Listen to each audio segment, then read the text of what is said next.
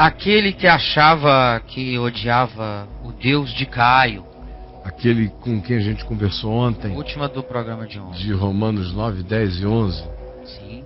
Né? Que estava lendo os evangelhos, leu Atos, chegou em Romanos, estava indo bem até que se engatou em Romanos 9, 10, 11 e ficou com ódio de Paulo, ódio de Deus e, por conseguinte, ódio de mim. Sim. Agradeço muitíssimo a você, Caio, pela explicação de ontem sobre Romanos 9. Deu paz no coração para continuar aprendendo sobre Jesus. Amém. Fico feliz de conhecer alguém que não tem o mesmo pensamento dos fanáticos crentes que dizem que a Bíblia é inerrante, enquanto de fato ela foi escrita por homens que podem sim cometer erros. Até os evangelhos foram escritos por homens e por isso possuem algumas contradições em pequenos detalhes. Mas o que importa é o conteúdo da vida de Cristo. Só visões particulares do indivíduo. Eram 2 endemoniados gadarenos ou eram 2 cegos à porta de Jericó, tanto faz. Eram 2. Um aparecia, tinha nome, um era carismaticamente o visível. Então são detalhes.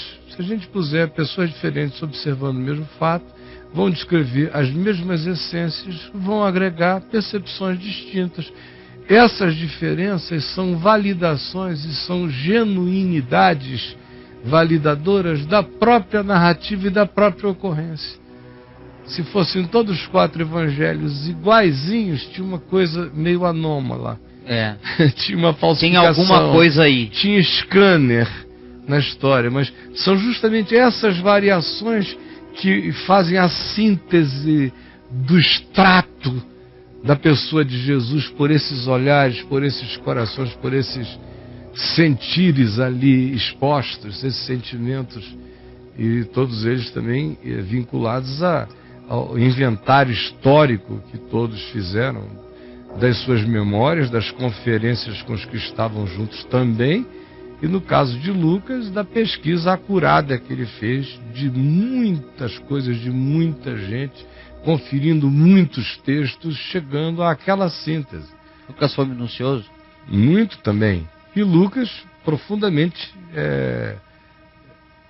junto a Paulo, enquanto escrevia. Então, para ele, que teve esse problema com Paulo, se ele quiser ter uma boa ideia, uma ideia tão diferente de como Paulo de todos os dias é tão diferente daquela viagem de Romanos 9, 10 e 11, que é uma viagem que começa com aquele surto já lá, de dizendo: quem me dera, eu quisera, Deus sabe que eu quisera, se eu pudesse, me tornar separado de Cristo, anátema, por amor ao meu povo Israel. Ou seja, o cara diz: eu topava ir para o inferno desde que todos os judeus fossem salvos. Eu não. Não tem nada que me faça querer ficar longe de Cristo. Não tenho amor nesse mundo maior do que aquele de saber que eu fui feito para Deus, para existir nele. E eu não tenho nenhum surto de bondadismo em mim que me pudesse fazer pensar que a minha oferta como sacrifício pudesse salvar a igreja evangélica do Brasil, por exemplo. Eu não negocio nada do que Jesus fez por mim com ninguém, nem por coisa alguma, porque a graça de Cristo cobre todos. Não há nada que eu precise fazer para agregar qualquer valor ao que Jesus já está feito. Então, até naquele começozinho ali, você vê a presença da humanidade dele extremamente expressa. Sabe qual é um dos problemas do pessoal com Paulo? É que até quando Paulo está falando assim dele, o pessoal quer fazer daquele momento uma revelação. Sim. Sabe? Sim. É uma coisa impressionante. Paulo chega às vezes assim, diz assim: olha, isso aqui quem está dizendo não é o Senhor, não é um mandamento, isso aqui é só minha opinião. Ele tem o eu, porém, também. Aqui é só minha opinião, dadas as circunstâncias, ao contexto presente. A minha opinião é essa. Cada caso um caso. Nesse contexto, minha opinião é essa, e pronto. A opinião de Paulo tem que, tudo mais, o universo tem que se adaptar àquele contexto específico. Quando Paulo só estava dizendo: olha, isso é só um aplicativo, é só um opinar, ele diz, eu também julgo ter o Espírito de Deus. Então, discernindo o Espírito de Cristo e olhando para essa conjuntura, eu julgo que o mais sensato, o sábio, é isto, que se proceda assim. Aí pronto. Aí pode mudar o mundo 1000 vezes, aquilo ali vai ficar imutável, porque Paulo, mesmo dizendo que a sua opinião dele, naquele contexto, naquela circunstância, a circunstância se universaliza como dogma. Aí acabou. Aí é um problema. Porque não tem complicação, gente. É tudo muito simples. É só você respeitar o bom senso das coisas, que tudo é muito simples. E mais, quando Jesus é a chave hermenêutica, quando Jesus é o extrato, é a síntese, é a rocha, por ele você mede tudo, por ele todos estão medidos. E o próprio Paulo, no texto de hoje, lá em Corinto, ele ironiza com o pessoal, né? Aquele culto de alguns membros da igreja de Corinto, a figura dele, Paulo, outros cultuando a Pedro, a Cefas, sim, outros entusiasmados com a oratória de Apolo. Aí ele diz, quem é Paulo, quem é Pedro, quem é Apolo? Acaso Paulo morreu na cruz por vocês? Sim, fala aí.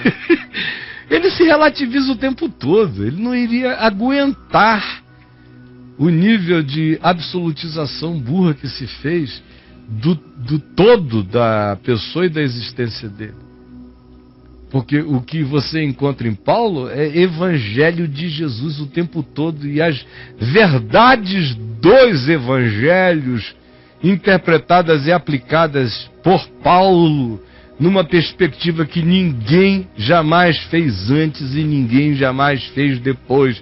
Todo mundo que fez qualquer coisa depois fez construindo em cima daquele fundamento. Daquele fundamento.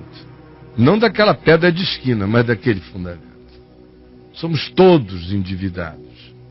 Agora, o fato de que eu não preciso de nada além de Jesus, de que eu checo Paulo em Jesus, é algo quase chocante para os crentes. Porque para eles, na realidade, Jesus é Deus. Mas a Bíblia também é Deus, feito escritura. E, portanto, os protestantes não têm santos intercessórios, mas cada fala de cada apóstolo, de cada figura, cada carta, cada epístola é um alcorãozinho. É um alcorãozinho para os protestantes.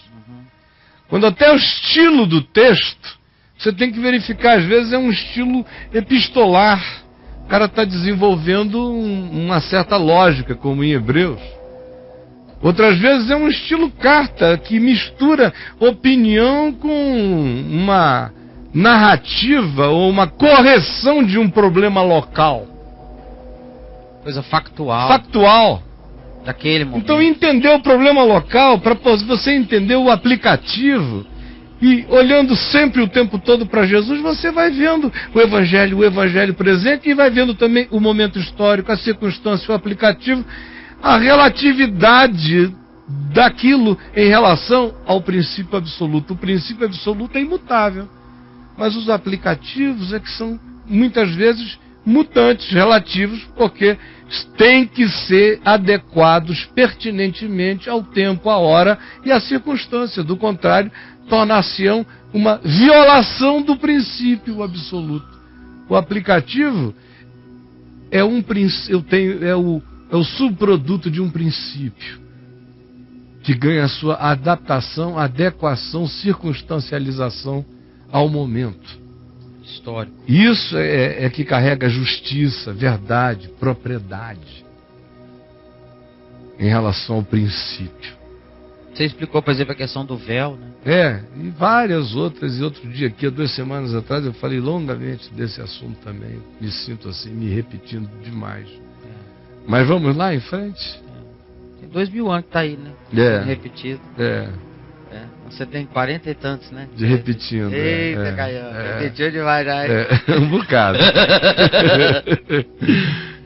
Tem uma mulher aqui, rapaz, que ela... Mas o nosso amigo só disse isso mesmo? Ele agradeceu, tá feliz. Querido. Então, tá beijo para você. Vamos Passou. Vamos abrindo o coração para o Evangelho de Jesus. E saiba uma coisa sempre: a letra mata, meu querido, é o Espírito que vivifica. A relação com Jesus não é a relação com um texto, é a relação com uma pessoa viva. Ele disse: as minhas palavras são Espírito, são vida. E ele não disse: eu irei para o Pai e vos enviarei um livro. Ele disse: eu irei para o Pai e vos enviarei o Espírito Santo, que habitará em vós. Então, ele não nos enviou um livro, ele nos enviou a si mesmo. Abra-se para ele. Ele não existe fora de você num texto, ele está vivo em você. Daqui para frente, nunca mais fale de um Deus conceitual fora de você. Se você quiser, é em você que você sabe se Jesus é bom ou não, se Deus é bom ou não, se Deus é misericordioso ou não, se Deus é injusto ou não. Eu sei dentro de mim. Por isso não tem poder que arranque o que eu sei dentro de mim, porque Ele vive em mim. E isso é diferente de tudo mais, entendeu?